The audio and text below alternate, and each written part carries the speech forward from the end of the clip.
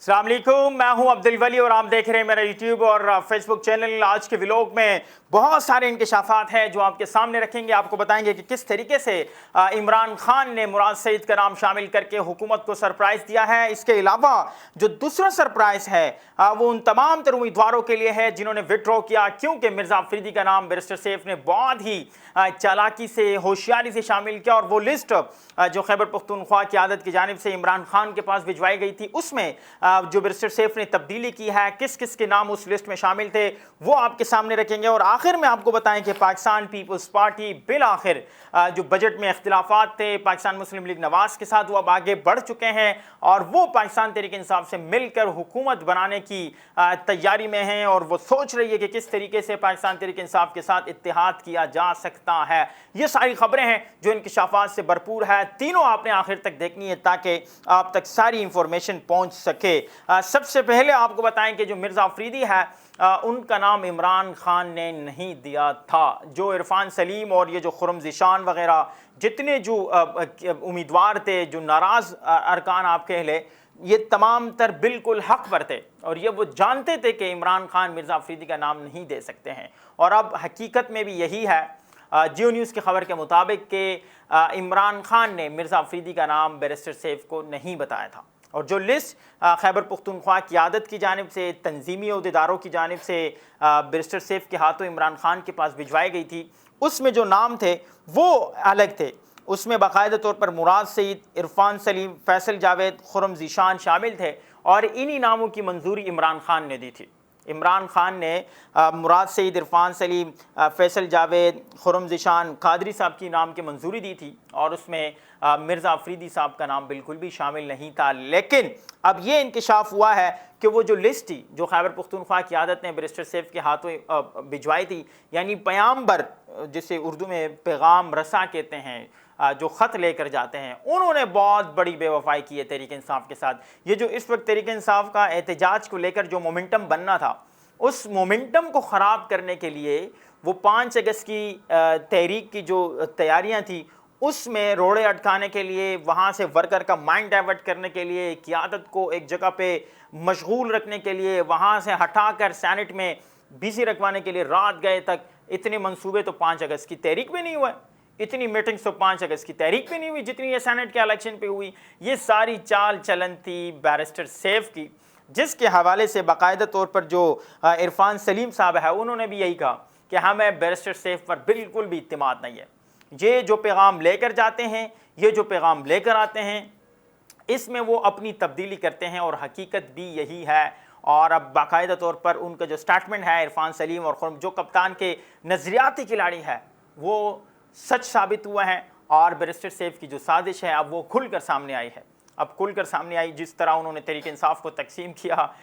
لڑوایا اب یوں کے لے، اس میں وہ بھرپور طریقے سے کامیاب ہوئے۔ اور مرزا افریدی صاحب یہ فرما رہے ہیں، اچھا مرزا افریدی صاحب کا سٹیٹمنٹ بھی بڑے مزے والا ہے۔ وہ یہ کہہ رہا ہے کہ جو 9 مئی پہ ان سے صحافی نے سوال کیا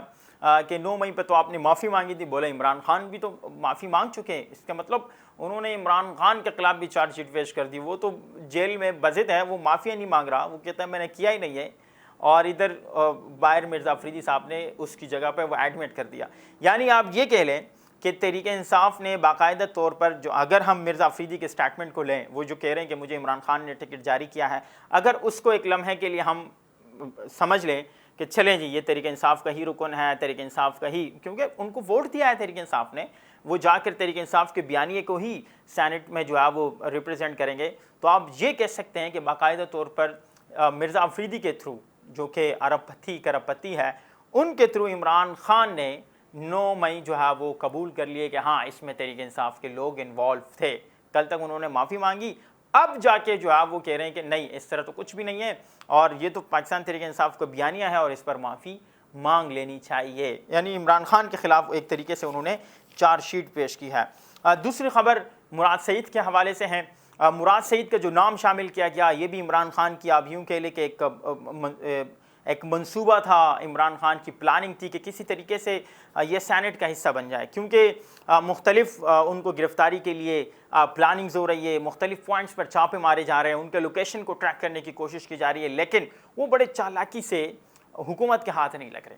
اداروں کے ہاتھ نہیں لگ رہے ہیں. جس طرح میں نے آپ کو پہلے بھی بتایا کہ جو اینیکسی ہے وزیر اعلیٰ ہاؤس کی خیبر پختونخوا میں، وہاں پر بھی چھاپے مارے گئے، لیکن وہاں سے بھی وہ فرار ہونے میں کامیاب ہوئے. لیکن جو لوکیشن ہے اب تک کی وہ یہ بتا رہی ہے کہ مراد سعید پاکستان میں ہے. اگر وہ غیر قانونی طریقے سے پاکستان سے باہر نہیں گئے ہیں تو وہ پاکستان میں موجود ہے. اگر وہ گئے ہیں تو وہ پھر یقینی طور پہ غیر قانونی طریقے سے پاکستان سے باہر براستہ افغانستان کہیں پر بھی وہ گئے ہوں. لیکن اب این ممکن ہے کہ وہ پاکستان میں ہی ہے، اور ان کو سینیٹر بنانے کا مقصد ایک ہی ہے کہ اگر وہ گرفتار ہو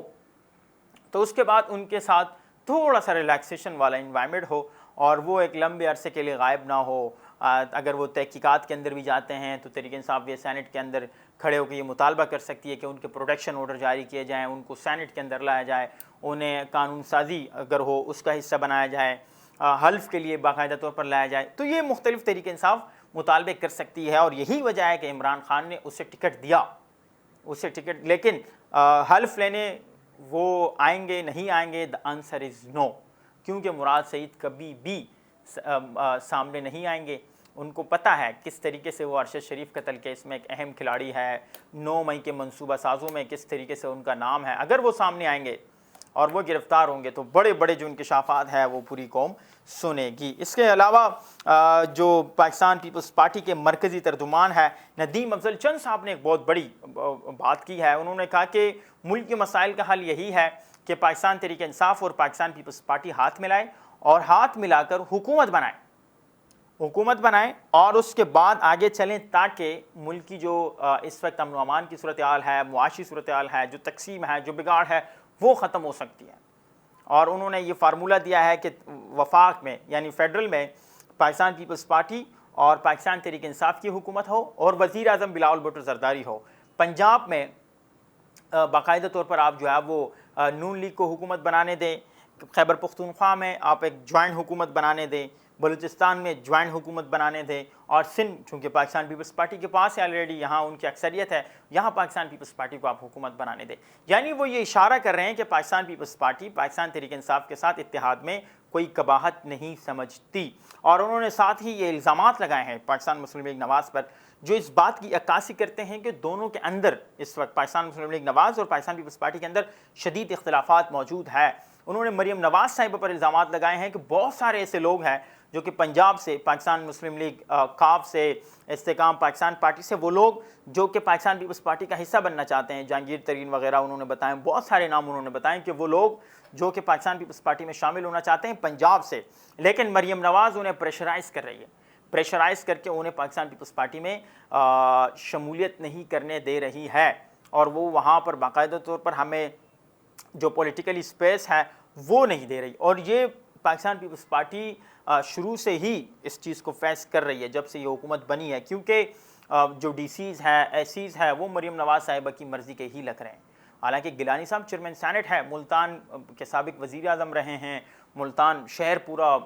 شاہ محمود قریشی صاحب بھی ایک بہت بڑا نام ہے، لیکن وہاں پر وہ ان کو بھی اسپیس نہیں دے رہی. جو ڈی سیز ایسیز ہے، جتنے بھی تبادلے ہیں وہ اپنی مرضی کے کر رہی ہے، اور یہ دعویٰ کر رہی ہے کہ تمام تر میرٹ پہ ہے، تو میں کسی کو یہاں پر جو ہے وہ مداخلت کی اجازت نہیں دوں گی، جس سے پاکستان پیپلز پارٹی پریشان ضرور ہے. ندیم افضل چند صاحب کا جو سٹیٹمنٹ ہے، چونکہ وہ مرکزی ترجمان ہے، سیکرٹری اطلاعات ہے پاکستان پیپلز پارٹی کے مرکزی، تو اس سے یہ ظاہر ہے کہ پاکستان پیپلز پارٹی کو نون لیگ کے اوپر تحفظات ہے، اور پاکستان پیپلز پارٹی تحریک انصاف کے ساتھ مستقبل میں کسی بھی وقت جا کر اتحاد کر سکتی ہے. تو یہ تینوں بڑے انکشافات سے خبریں تھی جو آپ کے سامنے رکھی ہے. امید ہے آج کا ویلوگ بھی آپ کے لیے انفارمیٹو ثابت ہوا ہوگا. نیکسٹ ویلوگ تک مجھے دیجیے گا اجازت، اس امید کے ساتھ کہ آپ ضرور میرے چینل کو لائک کر کے، سبسکرائب کر کے اپنے دوستوں کے ساتھ شیئر کریں گے. Thank you.